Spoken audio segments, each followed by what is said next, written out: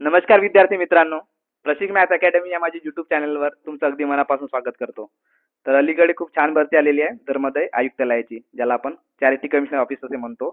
So त्यामध्ये धर्मदाय संघटनेच्या आस्थापनेवरील गट ब अराजपत्रित व गट क संवर्गातील रिक्त पदे सरळ सेवा प्रवेशाने भरण्यासाठी जाहिरात आलेली आहे. ओके.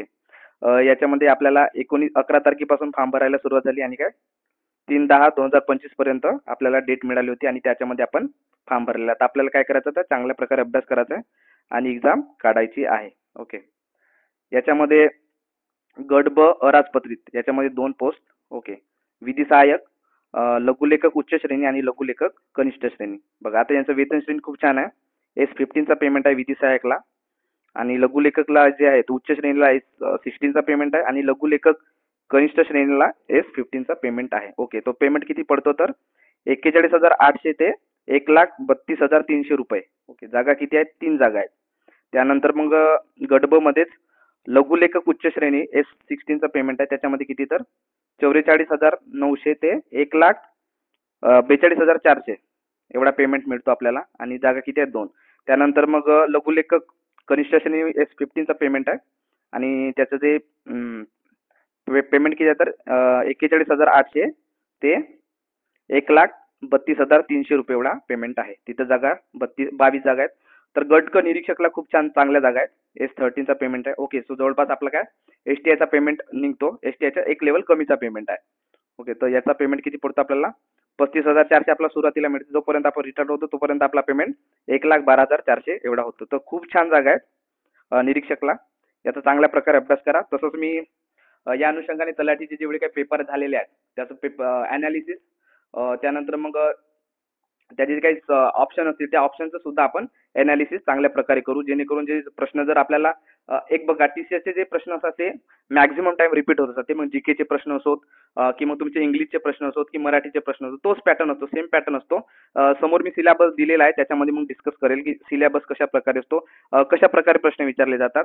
सो आपण चांगल्या प्रकारे तयारी करून घेऊ धर्मदाय कशाची तर निरीक्षक या पदाची धर्मदाय आयुक्तालयामध्ये. ओके. त्यानंतर मग वरिष्ठ लिपिक त्याचा पेमेंट किती आहे तर S8 चा पेमेंट आहे 25,500 ते 81,100 एवढा पेमेंट त्याचा असतो. ओके. हा लास्ट पर्यंत होतो आपला.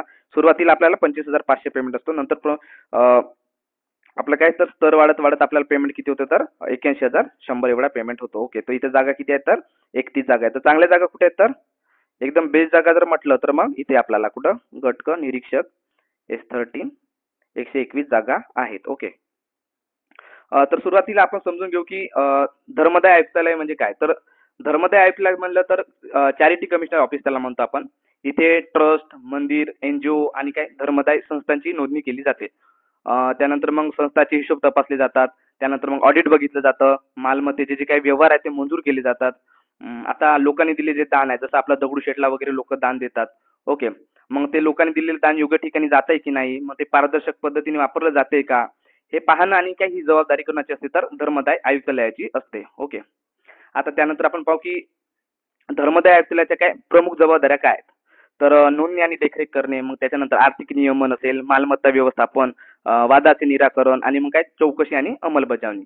हे एवढे सारे काम कोण करते तर धर्मदाय आयुक्तालय करते. आता नोंदणी आणि देखरेख मध्ये काय तर आता काय आयुक्त नवीन धर्मदाय विश्वस्त संस्था आणि संस्थाची नोंदणी करतात आणि ते कायदेशीररित्या कार्यरत आहेत आणि त्यांच्यात घोषित उद्दिष्टांचे पालन करत आहे याची पडताळणी करण्यासाठी तपासणी आणि ऑडिट करतात. ओके. त्यानंतर मग आर्थिक नियमन, त्याच्यामध्ये काय होते तर निधीचा गैरवापर रोखण्यासाठी आणि पैशाचा योग्य वापर होत आहे का नाही याची खात्री करण्यासाठी ते धर्मदाय संस्थाच्या आर्थिक क्रियाकल्पावर काय करतात तर लक्ष ठेवतात, ज्यामध्ये काय तर वार्षिक आर्थिक अहवालांचे पुनरावलोकन करणे समाविष्ट आहे. त्यानंतर मग मालमत्ता व्यवस्थापन, याच्यामध्ये काय असते तर विशिष्ट कालावधीपेक्षा जास्त कालावधीसाठी ट्रस्टच्या स्थानावर मालमत्तेची विक्री, गहाणखत देवाणघेवाण किंवा भाडेपट्टा आयुक्तांनी मंजूर केलेला पाहिजे. ओके. त्यानंतर मग वादाचे निराकरण, याच्यामध्ये काय तर संस्थेचे कामकाज सुरळीत चालावे यासाठी ते विश्वस्त, लाभार्थी किंवा इतर मग भागधारकांमधील वादामध्ये मध्यस्थ करून त्याचे निराकरण करतात. ओके.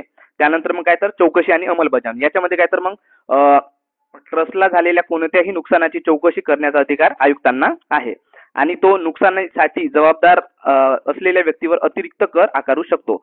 संबंधित कायद्याच्या उल्लंघनासाठी खटले सुरू करण्याचे एकमेव अधिकार देखील त्यांना आहेत. ओके. सो अशा प्रकारे आपण आता काय बघितलं तर धर्मदाय आयुक्तालयाचे काम असते. ओके, त्यांच्या जबाबदाऱ्या असतात. त्यानंतरचा मुद्दा म्हणजे ओके, तर आपण फॉर्म भरलेला आहे. आपल्याला जी डेट दिली होती, डेट वाढून पण मिळाली होती. त्या अनुषंगाने आपण फॉर्म भरला. तर एक्झाम आपली कधी होणार आहे, तर तो मुद्दा तुम्ही लक्षात ठेवा. एक्झाम आपली होणार आहे नोव्हेंबरच्या सेकंड वीकमध्ये. ओके, नोव्हेंबरच्या सेकंड वीकमध्ये आपली एक्झाम होणार आहे. तर त्या अनुषंगाने तुमचा अभ्यास हा जोरात सुरू असायला हवा. ओके, त्यानंतरचा मुद्दा म्हणजे जागा. आता बघितलं तर विधी सहायकला खूप कमी जागा आहेत. विधी सहायकला काय फक्त 3च जागा आहेत. ओके, पेमेंट वगैरे छान आहे. अनुसूचित जातीसाठी फक्त सर्वसाधारण एक जागा आहे. त्यानंतर मग टोटल जागा किती, विजेला किती आहे, तर विजेला जागा आहे एक. ओके, विमुक्त जातीसाठी किती, एक जागा आहे. ओके, आणि एक काय तर ओपनची जागा आहे. टोटल किती जागा, तर 3 जागा आहेत. ओके, त्यानंतर मग नेक्स्ट काय तर लघुलेखक उच्च श्रेणी याला फक्त 2 पद आहेत. त्यानंतर मग लघुलेखक कनिष्ठ श्रेणी याला किती आहेत, तर 22 पदे आहेत. ओके, आणि निरीक्षकला 121 पदे आहेत. ओके, निरीक्षकला किती आहेत, एकूण 121 पदे आहेत. ओके, आणि याचा पेमेंट पण खूप छान आहे. S13चा पेमेंट आहे. ओके, याच्यामध्ये मग अनुसूचित जाती याला किती जागा आहेत, तर टोटल सर्वसाधारणला 4 जागा आहेत. महिलांना किती, 4 जागा. त्यानंतर खेळाडूला 1, माजी सैनिकला 2, आणि पदवीधर अंशकालीन. पदवीधर अंशकालीनच्या मॅक्झिमम जागा काय होतात, तर जनरलला कन्वर्ट होतात. ओके, त्यानंतर जर अराखीव पाहिलं, अराखीव जागा किती आहेत, तर टोटल 37 जागा या अराखीव आहेत. त्याच्यामध्ये सर्वसाधारण जागा किती आहेत, 11. ओके, त्यानंतर महिलाला किती आहेत, तर राखीवमध्ये 11 जागा आहेत. ओके, त्यानंतर खेळाडूला 2, माजी सैनिकला 6, पदवीधर अंशकालीन कर्मचारीला 4 जागा. ओके, त्यानंतर मग तुम्ही कॅटेगरी वाईज मी हे PDF आपल्या टेलिग्राम ग्रुपला टाकते. त्यामध्ये तुम्ही मग सगळ्या गोष्टी बघून घ्या. तुमच्या कॅटेगरी वाईज किती जागा तुम्हाला येतात. ओके, तर जागा छान आहेत. छानपैकी अभ्यास करा. चान्स आहे इथे लागण्याचा. वरिष्ठ लिपिक, वरिष्ठ लिपिकला सुद्धा छान जागा आहेत. जवळपास 31 जागा आहेत. ओके, वरिष्ठ लिपिकला किती, 31 जागा आहेत. त्यामध्ये मग सर्वसाधारण 2 जागा एसीला, अनुसूचित जातीला 2 जागा टोटल, अनुसूचित जातीला, अनुसूचित जमातीला 2 जागा, विजेला किती, 1 जागा. त्यानंतर मग भजला किती, 1 जागा, भजला 1 जागा, इथे 1 जागा, ओबीसीला 6 जागा आहेत. ओके, त्यामध्ये मग सर्वसाधारण 2 जागा येतात, महिलांना 2 जागा. ओके, तर ओपनच्या जागा किती आहेत, तर टोटल 6 जागा आहेत. यामध्ये मग 2 महिलांना, 2 सर्वसाधारण, 2 महिलांना, एक माजी सैनिक, एक पदवीधर अंशकालीन. मॅक्झिमम टाईप पदवीधर अंशकालीनच्या जागा या सर्वसाधारणला जातात. त्याच्यामुळे जागा आपल्या वाढतात. ओके, त्यानंतर मग काय माजी सैनिकच्या सुद्धा जागा काय होतात, कन्वर्ट होतात.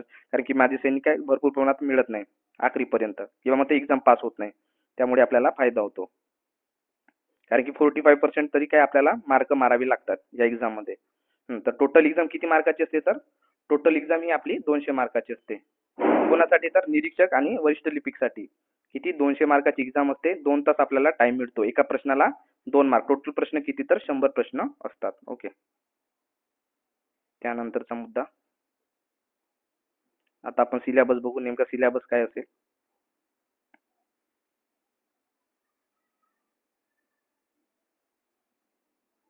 एकच मिनिट. सिलेबस सेम राहील. तो इंग्लिश, मराठी, जीके आणि मॅथ रिझनिंगचा भाग राहील.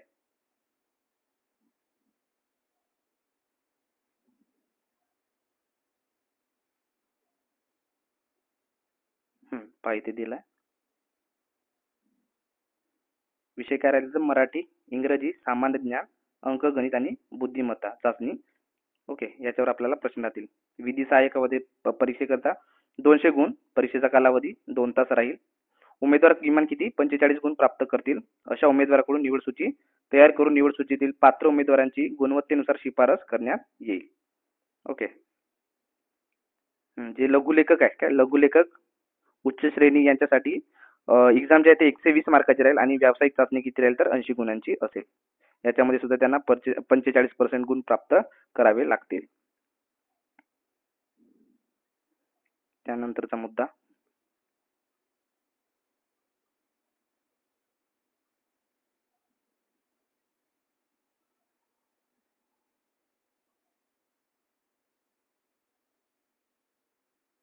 तर सिलेबस. ओके, निरीक्षक व वरिष्ठ लिपिक या सर्व पदाकरितांच्या परीक्षेचा काय अभ्यासक्रम. विषय काय काय असतील आपल्याला, तर मराठी सर्वात आधी. मराठीमध्ये मग सर्वसामान्य शब्दसंग्रह, त्याच्यामध्ये मग तुमचे समानार्थी शब्द आले, विरुद्धार्थी शब्द आले. ओके. वाक्यरचना राहील, व्याकरण राहील आपलं, नाम सर्वनाम विशेषण क्रियापद क्रियाविशेषण उभयान्वी अव्ययाने केवळ प्रयोगी अवयवी याच्यावरती प्रश्न असतील. त्यानंतर मग म्हणी व वाक्प्रचार, ज्या प्रचलित म्हणी आणि वाक्प्रचार आहेत, ज्या मोस्टली रिपीटेड होतात ते चांगल्या प्रकारे करून ठेवा. त्याच्यावर मी एक व्हिडिओ लेक्चर घेईनच. ठीक आहे, तर तुम्ही व्हिडिओला सबस्क्राईब, माझ्या चॅनलला सबस्क्राईब करून ठेवा. मी अपडेट देतच राहीन तुम्हाला. ओके. तसंच काय मग त्यांचा उपयोग वगैरे करा म्हणून राहील. उत्तरावरील प्रश्न आहेत. ठीक आहे, एक पॅसेज असेल, पॅसेजवर जवळपास 5 प्रश्न असतात. खूप सोपी पॅसेज असतो. ठीक आहे, पॅसेज कसा सोडवायचा याचा सुद्धा मी टेक्निक तुम्हाला सांगेन. त्यानंतर मग इंग्रजीमध्ये काय तर वोकॅब्युलरी आहे. तुमची वोकॅब्युलरी म्हणजे काय, त्याच्यामध्ये सिनोनिम्स राहील, एंटोनिम्स राहील, idiom phrases, okay, one word substitution वगैरे राहील. ठीक आहे, तर एसएससीने आतापर्यंत घेतली किंवा ब्लॅक बुकची आपण सिरीज घेऊन येऊ. त्याच्यामध्ये मग तुम्हाला मी synonyms, antonyms, one word substitution, idiom phrases जे मोस्टली रिपीटेड होतात, मी त्यांचं तुम्हाला इम्पॉर्टंट जे आहेत त्यांची पीडीएफ देईन आणि त्याचं एक्सप्लेनेशन सुद्धा सांगेन. ओके. त्यानंतर मग sentence structure, grammar, okay, noun, pronoun, verb, adverb, ठीक आहे, ऍडजेक्टिव्ह याच्याबद्दल सगळी माहिती, कंजक्शन वगैरे, use of idiom and phrases, okay, their meaning and एक पॅसेज असेल. ठीक आहे, पॅसेज खूप सोपी असतो. पॅसेजवरती 5 प्रश्न असतात. ओके. पॅसेज कसा सॉल्व्ह करता इंग्लिशची तुम्हाला ते मी शॉर्ट ट्रिक सांगेनच. ओके.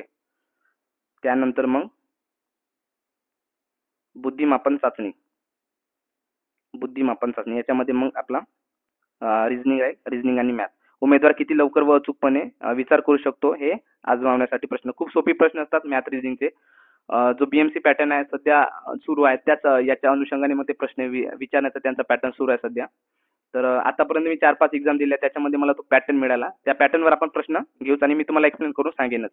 ओके. त्यानंतर मग सामान्य ज्ञान, इतिहासावर प्रश्न राहतील. आधुनिक भारताचा, विशेषतः महाराष्ट्राचा इतिहास, सामाजिक व आर्थिक जागृती 1885 ते 1947. मग याच्यामध्ये महत्वाच्या व्यक्तींचे कार्य, म्हणजे आपल्याला काय पूर्ण समाजसुधारक करावे लागतील. समाजसुधारकांचे कार्य, स्वातंत्र्यपूर्व भारतातील सामाजिक जागृतीतील वर्तमानपत्रे, शिक्षणाचा परिणाम काय झाला, स्वातंत्र्यपूर्व काळातील इतर समकालीन चळवळी, राष्ट्रीय चळवळी आपण बघू. ओके. त्यानंतर मग भूगोलामध्ये काय तर महाराष्ट्राच्या भूगोलाचा विशेष अभ्यासासह पृथ्वी, जागतिक विभाग, हवामान, अक्षांश, रेखांश, महाराष्ट्रातील जमिनीचे प्रकार, पर्जन्यमान, प्रमुख पिके, शहरे, नद्या आणि उद्योगधंदे याच्यावरती प्रश्न राहील. हा सेम सिलेबस जो आहे आपला एमपीएससी ला जसा आहे तशाच प्रकारे दिसत आहे. ओके. त्यानंतर मग राज्यशास्त्र, पॉलिटीमध्ये काय राहील तर भारतीय संघ राज्य व्यवस्था, भारतीय राज्यघटना राहील, स्थानिक स्वराज्य संस्था, कार्यकारी मंडळ, त्यानंतर न्यायमंडळ व विधिमंडळ इत्यादी, घटना कशी तयार झाली आणि घटनेच्या प्रस्तावनेची मागीची भूमिका व तत्वे, घटनेची महत्वाची कलमे, ओके, ठळक वैशिष्ट्ये, केंद्र राज्य संबंध, निधर्मी राज्य हा मुद्दा असतील.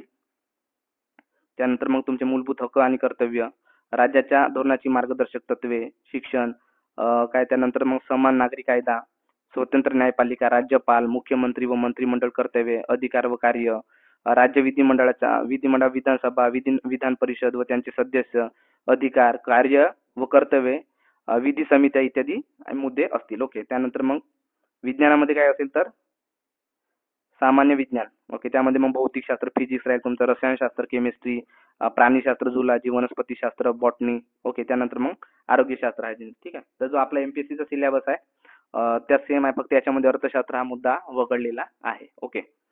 त्यानंतर मग चालू घडामोडी, त्याच्यामध्ये काय तर जागतिक तसेच महाराष्ट्रासह भारतातील. ओके. तर टीसीएस पॅटर्न मध्ये काय तर जे लेटेस्ट न्यूज असतात जवळपास 2-3 महिने आधी घडलेला, तर त्याच्यावर जास्त प्रश्न विचारण्यात त्यांचा भर असतो. ओके. सो त्या अनुषंगाने मी प्रश्न कसे येतात मला तो पॅटर्न मला माहिती आहे चांगल्या प्रकारे, त्यांचे प्रश्न बनवण्याची टेक्निक आहे. तर जे आपल्या परिक्रमा असतात त्यातून तुम्हाला मॅक्झिमम प्रश्न मिळतील. ओके. सो परिक्रमा विश्लेषण मी व्हिडिओ टाकेन प्रत्येक दर महिन्याची. परिक्रमा विश्लेषण आता जवळपास माझे 3 परिक्रमा विश्लेषण युट्यूबवरती अपलोड झाले आहेत.